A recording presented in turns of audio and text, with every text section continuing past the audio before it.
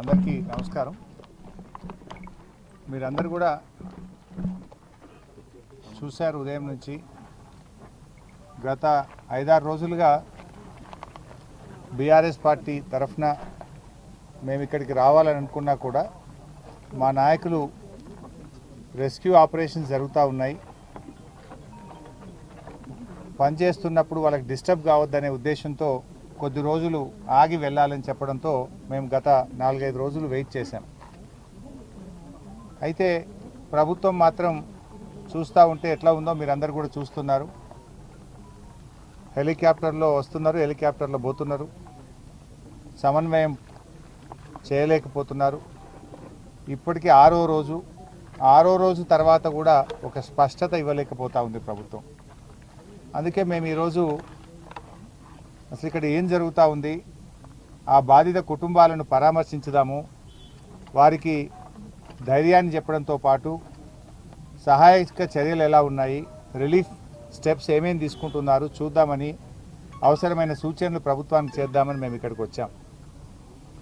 ఉదయం సరే మాతో వచ్చిన నాయకులను అలో చేయమంటే చాలామంది మాజీ శాసనసభ్యులు, మా ఎమ్మెల్సీలను కూడా లోపలికి అలో చేయకపోతే వాళ్ళందరూ బయటే ఉండిపోయినారు. కోటిరెడ్డి ఎమ్మెల్సీ గారు, నవీన్ ఎమ్మెల్సీ గారు, మాజీ శాసనసభ్యులు అందరూ కూడా మేము సహకరించాం. సరే మీరు 8-10 మందే లోపల పోండి అన్నారు. 8-10 మంది లోపల పోయిన తర్వాత మళ్ళీ లేలే 5గురే పోవాలి, 6గురే పోవాలి, ఒకటే కారు పోవాలని మళ్ళీ అక్కడ మమ్మల్ని ఆపి మమ్మల్ని లోపల పోకుండా ఇబ్బంది పెట్టే ప్రయత్నం చేసినారు. మీడియా నిన్నటిదాకా మీరు లోపల ఉన్నారు సెట్ కింద, ఇవాళ మేము వస్తున్నామని మిమ్మల్ని కూడా బయటకు గంటేసినట్టున్నారు. అంతేనా? బయటకు పంపించారు, మీడియాను కూడా ఇలా బయటకు పంపించిన పరిస్థితి ఉంది. అంటే ఈ రకంగా కుటుంబ సభ్యుల్ని మేము కలుద్దామనుకుంటే వాళ్ళను కూడా కలవనీయకుండా ఇలా కుటుంబ సభ్యుల నుంచి కూడా ఇక్కడ నుంచి పంపించి వేసి దాచిపెట్టిన పరిస్థితి కనపడతా ఉంది. ఎందుకు అంత భయం?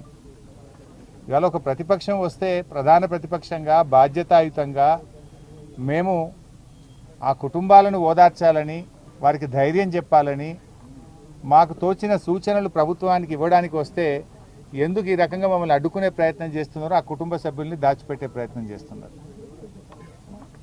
ఇవాళకి 6వ రోజు మేము లోపలికి వెళ్ళి ఎన్డీఆర్ఎఫ్ టీంతో కలిసాం. సరే నేను ఎన్డీఆర్ఎఫ్ సిబ్బందిని మనస్ఫూర్తిగా అభినందిస్తున్నా. వాళ్ళు చెప్పారు చివరి పాయింట్ వరకు మేము ఆల్మోస్ట్ 10 మీటర్స్లో చివరి పాయింట్లో 1.2 మీటర్స్ మాత్రమే స్పేస్ ఉంది. అక్కడి వరకు కూడా పాక్కుంటూ వెళ్ళి చూసాము, అక్కడ ఆక్సిజన్ లేదు, అక్కడి వరకు కూడా వెళ్ళి వచ్చామని చెప్పి ఎన్డీఆర్ఎఫ్ బృందం మాకు ఎక్స్ప్లెయిన్ చేసినది. వారి ప్రయత్నాన్ని నేను తప్పకుండా అభినందిస్తా ఉన్నా. అయితే అక్కడ అర్థమైంది ఏంటంటే, నేను చాలామందిని కలిసాను. రైల్వే టీం ఉంది అక్కడ, సింగరేణి టీం ఉంది అక్కడ. అసలు మొత్తంగా చూస్తూ ఉంటే గత 5-6 రోజుల నుంచి వివిధ బృందాల మధ్య ప్రభుత్వం సమన్వయం సాధించడంలో పూర్తిగా ఫెయిల్ అయింది. లైక్ ఎన్డీఆర్ఎఫ్ ఉంది, నేవీ టీమ్స్ ఉన్నాయి, రైల్వే టీమ్స్ ఉన్నాయి, సింగరేణి టీమ్స్ ఉంది, ర్యాట్ హోల్ మైనర్స్ వచ్చారు, geological survey of India team వచ్చింది, హైడ్రా టీం వచ్చింది, ఎల్ఎన్టీ టీం వచ్చింది. Like that so many teams have come.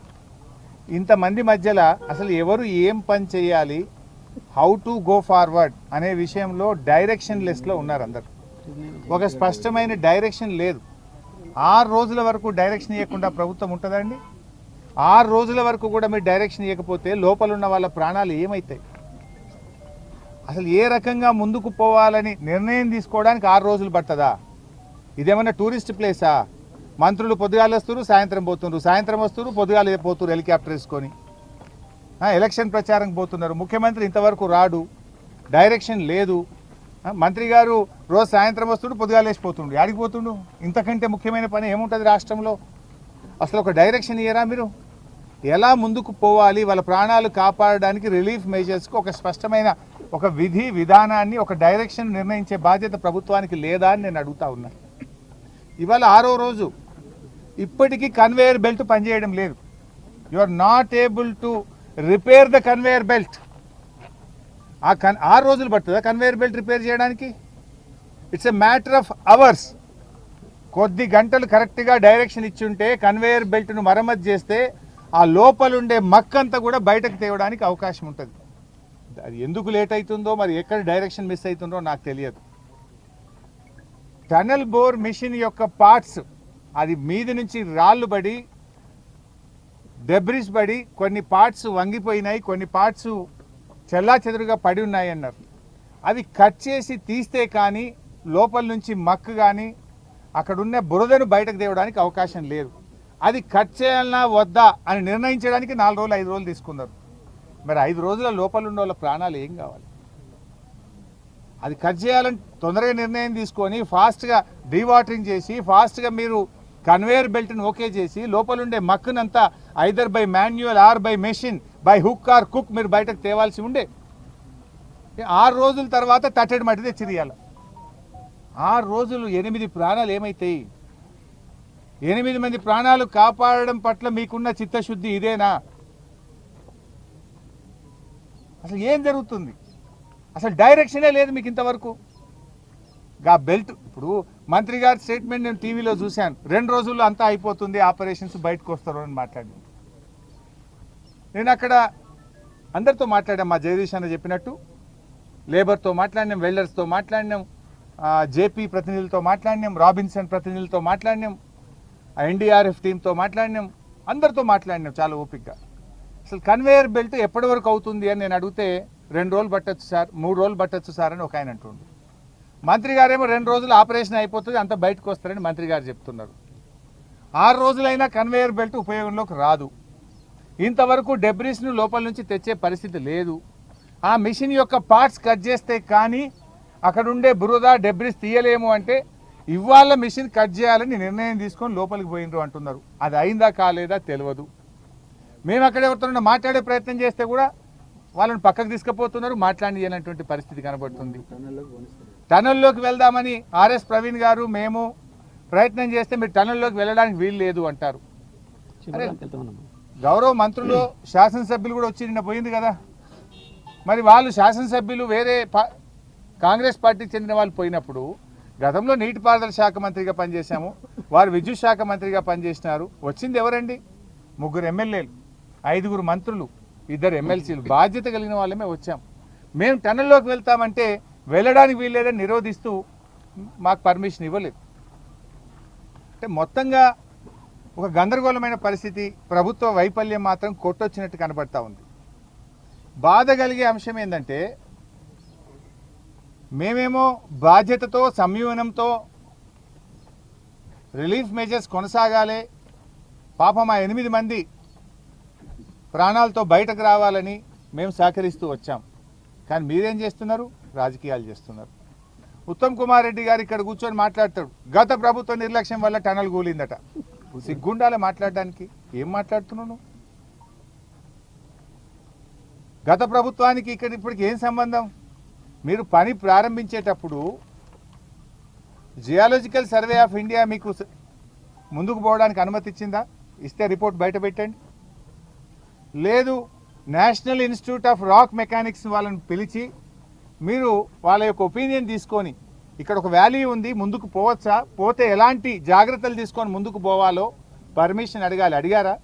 ఉంటే రిపోర్ట్ బయట పెట్టండి.